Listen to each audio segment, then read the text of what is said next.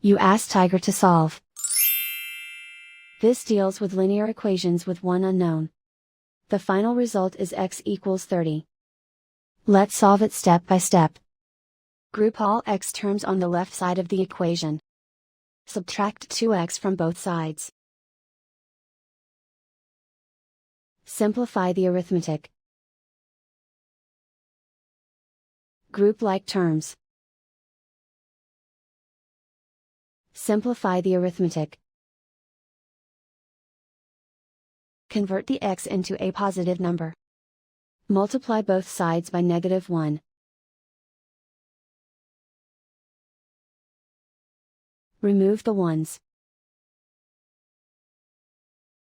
Simplify the arithmetic. And so the final result is x equals 30.